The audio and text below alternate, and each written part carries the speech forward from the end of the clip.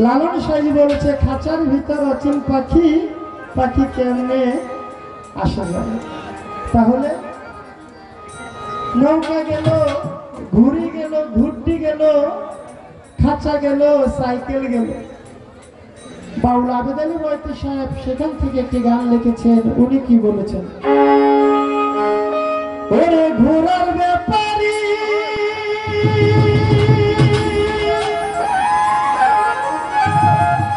আমি তোরে জিজ্ঞাসা করি,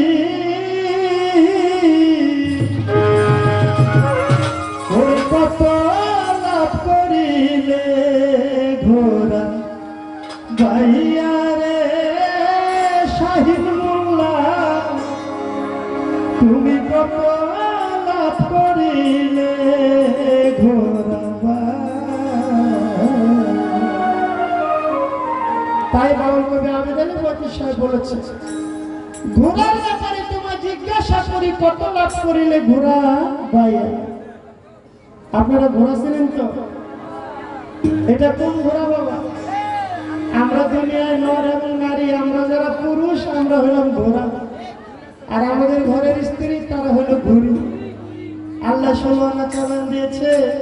এখন এই ঘোড়ার ব্যবসা করতে এসে লাভ করতে পারি না, ব্যবসা করতে গেলে লস খাই, আর লস খেলে কখনো ব্যবসা করা যাবে না। বিয়ে করার আগে যদি কেউ বিয়ে বসতে পারে কামেল একজন গুরু ধরে, ওই গুরু যে মন্ত্র শিখাই দিবে ওই মন্ত্র দিয়ে যদি ঘোড়ার ব্যবসা করেন ব্যবসায় লস খাবে না। এখানে অনেক যুবক ভাইরা আছে, অনেক যুবক ভাইরা আছে। কারা কারা বিয়ে শাদী করেন না একটু হাত তুলেন তো।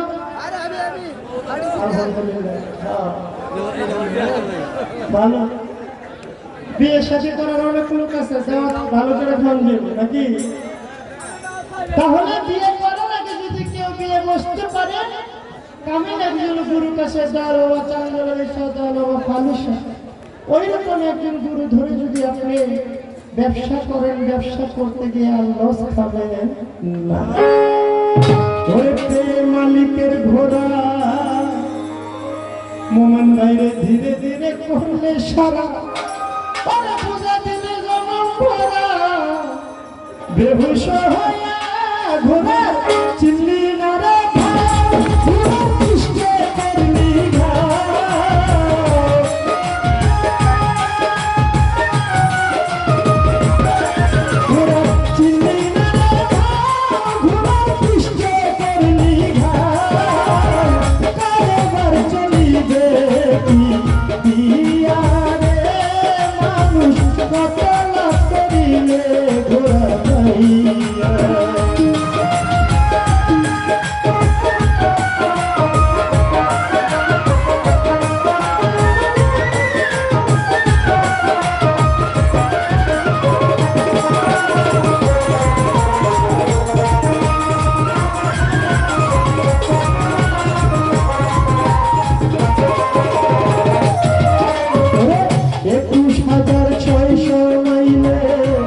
সারা জীবন ঘোরা বাইলে বিশ্রাম নাহি দিলে ঘুরিরে পাইয়া পরে 21,600 পাইলে সারা জীবন ঘোরা বাইলে বিশ্রাম নাহি দিলে ঘুরিরে পাইয়া তোমায় সদা পুরুষ হয় তারা।